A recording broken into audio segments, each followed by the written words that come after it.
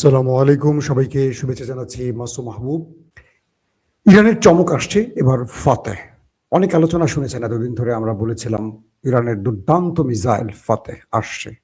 আজকে সেই ফাতেহ ব্যবহার করেছে ইরান, এমন একটি তথ্য পাওয়া গেছে। গাদর এবং ফাতেহ এটা হলো হাইপারসনিক, শব্দের চেয়ে কয়েক গুণ স্পিডে এটা শত্রুকে টার্গেট করে। ইরান আজকে এগুলো লঞ্চ করেছে। কয়েকটি সূত্র বলছে নেতা কাকুর বাড়িতে যখন ফতেহ এবং গদর সিরিজের মিসাইলগুলো মারা হয়, তখন তাদের যে কয়েক লেয়ারের প্রতিরক্ষা ব্যবস্থা ছিল, এগুলো চোখ বন্ধ করেছিল, অর্থাৎ দেখতে পায় নাই। দেখার আগেই, চোখ খোলার আগেই সেগুলো ঢুকে পড়েছে বাড়ির ভেতরে, ব্যাপক আক্রমণ করেছে। এই মিসাইল নিয়েও কিছু কথা বলতে চাই। ইরান কি আসলে ক্ষমা চাইলো, এটা দিয়ে আগে শুরু করি। ইরান কি আসলে ক্ষমা চাইলো? ইরানের প্রেসিডেন্ট মাসুদ পেজিশকিয়ান আসলে কি বলেছিলেন, আর সেটাকে ডোনাল্ড ট্রাম্প কি হিসেবে প্রচার করছে, আসেন সেটা একটু জানি। আমি দুজনেরই বক্তব্যটা শুনেছিলাম। প্রেসিডেন্ট ট্রাম্প বলেছেন হোয়াইট হাউসে যে ইরান সুর নরম করেছে এবং ইরান ক্ষমা চাইতে শুরু করেছে। এভাবে ক্ষমা চাইলে হবে না, আমার কাছে আনুষ্ঠানিকভাবে ক্ষমা চাইতে হবে। মাসুদ পেজিশকিয়ান বলেছেন যে আমরা আমাদের প্রতিবেশী দেশগুলোর কাছে নিঃশর্ত ক্ষমা চাই। এই কারণে ক্ষমা চাই যে আমরা আমাদের প্রতিবেশীদের উপর হামলা করতে চাইনি। তবে ইরানের সর্বোচ্চ নেতার হত্যা এবং শীর্ষ কমান্ডারদের হত্যা, এটা অমানবিক এবং অন্যায় ছিল। এবং এই হামলাটি করেছে যে দুটো দেশ, তারা আমাদের প্রতিবেশীদের ঘাঁটি ব্যবহার করে করেছে। ন্যায়সঙ্গতভাবে যে ভূমি ব্যবহার করে আক্রমণ করা হয়েছে, সেই ভূমিতে পাল্টা জবাব দেওয়ার অধিকার ইরানের রয়েছে। তার মানে তিনি ক্ষমা চান নাই, তাদের চোখ খুলে দিয়েছেন। বলেছেন আমরা ক্ষমা চাই নিঃশর্ত, কিন্তু যাদের ভূমি ব্যবহার করা হয়েছে, আমেরিকা এবং ইসরায়েল যাদের ভূমি ব্যবহার করেছে, তাদের যে আমরা পাল্টা জবাব দিয়েছি, এটা আমাদের অধিকার। এটা হলো একটা আন্তর্জাতিক কি বলবো রাজনীতির চমৎকার চাল, যারা বুঝতে পারছেন। মাসুদ পেজিশকিয়ান আরো বলেছেন যে দেশগুলোতে আমাদের নামে বলা হয়েছে ইরান আক্রমণ করেছে, সেটা সার্বিয়া, সেটা সাইপ্রাস, আজারবাইজান, ওমান, তুর্কি, এই দেশগুলোতে আমরা কোনো আক্রমণ চালাইনি। এগুলো আমাদের হয়ে কোনো শত্রুরা আক্রমণ চালিয়ে আমাদের ঘাড়ে দোষ চাপাবার চেষ্টা করেছে। যারা এই কাজটি করেছে তারা জানে তারা কারা, আর যারা এই কাজটি যাদের উপর হয়েছে তারাও জানে শত্রুরা কারা। এটা ইরান জড়িত নয়। ইরান তাদেরকে শুধু জবাব দিয়েছে যারা আমাদেরকে আমাদের দেশের সার্বভৌমত্ব ধ্বংসে বা রেজিম চেঞ্জে বা আমাদের দেশে হামলায় ভূমি ব্যবহার করেছে, তাদের বিরুদ্ধে ইরান ব্যবস্থা নিয়েছে। ইন্টারেস্টিং ব্যাপার হলো, ইরান এ পর্যন্ত আরব রাষ্ট্রগুলোতে যে আক্রমণগুলো করেছে, অধিকাংশ মার্কিন এবং ইসরায়েলি স্বার্থ সংশ্লিষ্ট বিষয়ের উপর করেছে। আরবের কোনো বাড়িতে একজন আরব মারা গেছে শুনছেন এখন পর্যন্ত? বরং আরবে থাকা কাজ করা আমাদের বাংলাদেশের কয়েকজন মারা গেছে, যারা শ্রমিক, তারা একটু বেশি উৎসাহী ছিল অথবা কাজের সময় সেখানে অ্যাটাক হয়েছে, মারা গেছে, কিন্তু কোনো আরবরা সেখানে মারা যায়নি। তার মানে এটার জন্য আসলে ইরানকে দায়ী করা যায় না, সেটা মাসুদ পেজিশকিয়ান বোঝালেন। 2 নম্বর বিষয় হলো, ইরান বা ইরানের প্রেসিডেন্ট বললেন যে ইরান কারোর কাছে ক্ষমা চায়নি, ক্ষমা চাইবে না। মানে ওই দুটো রাষ্ট্রের কথা উল্লেখ করে ট্রাম্পের বক্তব্যকে উল্লেখ করে বলেছেন ট্রাম্প বরং তিনি বুঝবেন তিনি যে কত বড় ভুল করেছেন ইরানে আক্রমণ করে। তার মানে ট্রাম্পকে আবারও ফুস করে দিলেন বেলুনের মতো মাসুদ পেজিশকিয়ান। 2 নম্বর বিষয় আসেন, লেবাননের ভেতরে ব্যাপক অ্যাটাক চলছে দুই পক্ষের। আজকের খবর বলছে লেবাননের কয়েকটি শহরে ব্যাপক তাণ্ডব চালিয়েছে নেতা কাকুর বাহিনী, এবং 250 থেকে 300 সাধারণ মানুষ এ হামলায় নিহত হয়েছে। কিন্তু তারপর হিজবুল্লাহ বাহিনী বা গেরিলারা দমে যায়নি, পাল্টা জবাব দিয়ে যাচ্ছে। দুপক্ষের লড়াইতে সাধারণত নিরীহ মানুষ মারেন। আপনি দেখবেন ইরান যে দেশটিতে হামলা করছে নেতা কাকুর বাড়িতে, তারা কিন্তু মার্কিন যেই প্রতিরক্ষা ব্যবস্থা বা ইসরায়েলি যে প্রতিরক্ষা ব্যবস্থা বা সামরিক যে স্থাপনা, সেগুলো টার্গেট করছে, কোনো সাধারণ মানুষকে মারছে না। ভুলভাল কিছু হতে পারে, কিন্তু ওরা স্কুলের শিশুদের মারছে, রেড ক্রিসেন্টে হামলা করছে, হাসপাতালগুলোতে হামলা করছে, স্কুল কলেজে হামলা করছে। এটা আন্তর্জাতিক আইন অনুযায়ী সম্পূর্ণ অবৈধ, যুদ্ধ নিয়মের মধ্যে এটা পড়ে না, কিন্তু ওরা সেটা করছে। আবার ওরাই বলছে ওরা নাকি সঠিক পথে আছে, ইরান নাকি সন্ত্রাসী। এই জবাবটা আপনারা দেবেন। তারপরের বিষয়টি হলো, বারবারই টার্গেট করছে ওরা রাশিয়াকে, যে রাশিয়া ইরানকে গোয়েন্দা তথ্য দিচ্ছে। কিন্তু আজকে মিডল ইস্টের বেশ কিছু গণমাধ্যম বলছে, বা ইরান বলছে তার মিত্রদের ব্যাপারে, যে আমাদেরকে রাশিয়া এবং চীন আমাদের মিত্র, তাদের সাথে আমাদের সম্পর্ক থাকবে, আছে। এটা শত্রুর বক্তব্যে কিছু যায় আসে না। ইরানের কিছু গোয়েন্দা ড্রোন আছে, বা ইরানের কিছু গোয়েন্দা স্যাটেলাইট আছে, যেগুলো ইরানের না, দুঃখিত, চীনের এই গোয়েন্দা ড্রোনগুলো বা গোয়েন্দা স্যাটেলাইটগুলো প্রতি মুহূর্তে ইরানকে রিয়েল টাইম ইন্টেলিজেন্স দিচ্ছে, উপগ্রহের বা স্যাটেলাইটের ইমেজ দিচ্ছে, কোথায় কোথায় মার্কিন স্বার্থ রয়েছে, কোথায় কোথায় তাদের প্রতিরক্ষা ব্যবস্থা আছে। এটা আমি আমার পূর্বের নিউজে আপনাদের বলেছি একাধিকবার। তো সেই হিসেবে ইরান সফলভাবে আক্রমণ করছে। আমেরিকা এবং ইসরায়েলের প্রধান সমস্যাটা হলো, ওরা পৃথিবীর কোথায় কোথায় ওদের প্রতিরক্ষা ব্যবস্থা সাজিয়ে রেখেছে, এটা ইরান জানে কি করে, এটা নিয়ে ওরা টেনশনে পড়ে গেছে।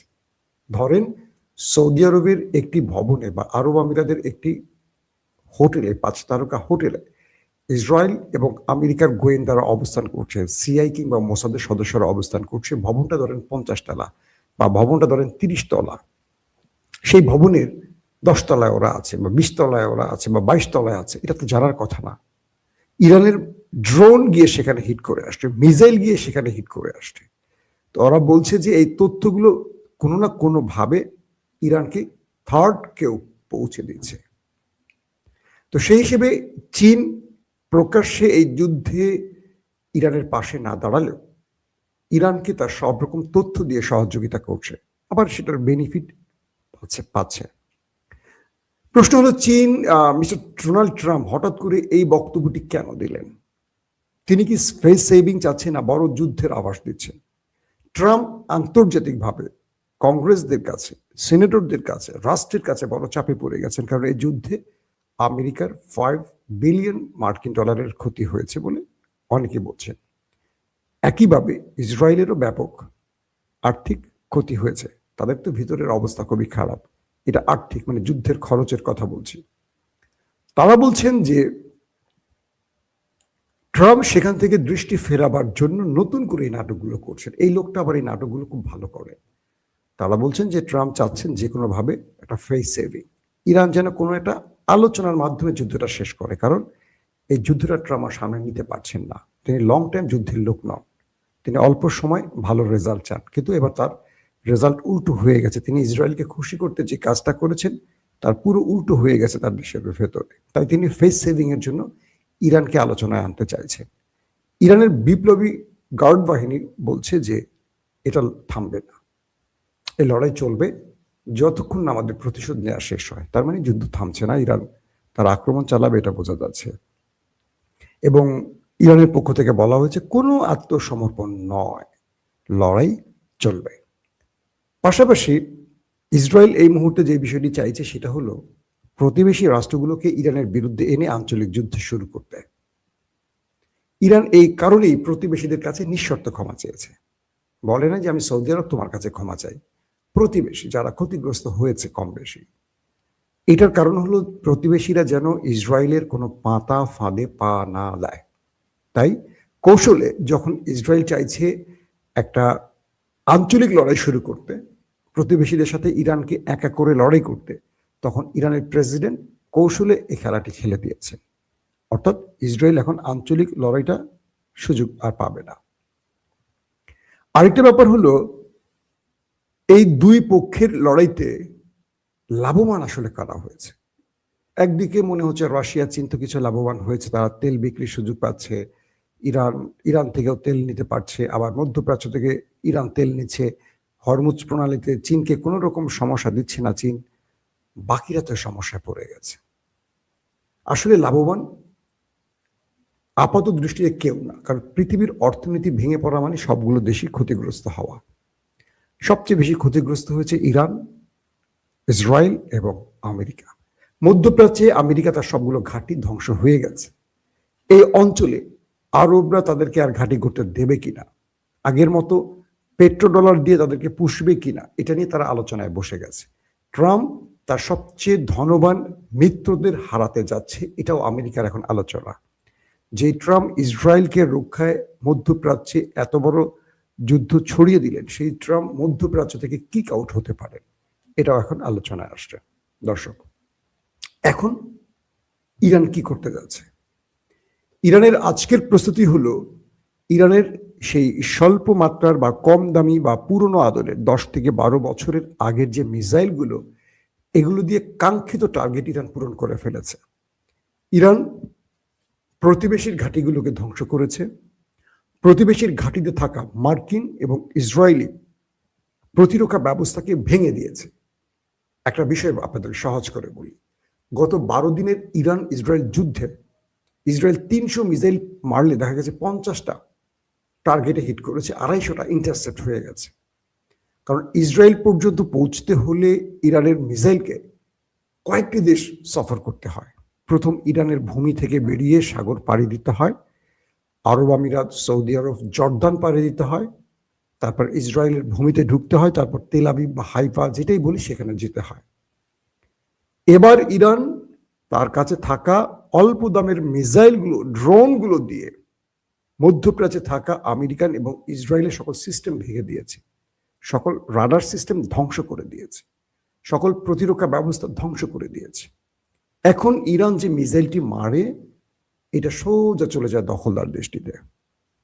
এবং ইরানের এই মুহূর্তে তার ভান্ডারে যেগুলো রয়েছে সব চতুর্থ পঞ্চম প্রজন্মের মিসাইল, তৃতীয় থেকে পঞ্চম পর্যন্ত এই মিসাইলগুলো রয়েছে। 1-2 প্রজন্মের মিসাইলগুলো মোটামুটি তারা এখন ব্যবহার কম করছে, আছে কিনা এটা বোঝা যাচ্ছে না, এটা কম করছে, হয়তো বা রাখছে কিছু বা আরো কিছু তৈরি হবে।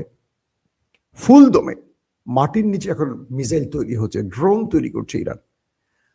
এখন শাহেদ ড্রোনের খেলা তো দেখেছি আমরা, খুররাম শাহ দেখছি, সিজিন দেখছি, ফাতে গাদর, এই সিরিজের মিসাইলগুলো এখন ইরান ব্যবহার করছে। এবং বলা আছে যে ইরানের কাছে এমন কিছু মিসাইল আছে যাদের ওয়ারহেড নিউক্লিয়ার পূর্ণ, অর্থাৎ ইরানে যদি আমেরিকা বড় রকম আক্রমণ করে সেক্ষেত্রে ইরান তার নিউক্লিয়ার মিসাইলগুলো হিট চালাতে পারে।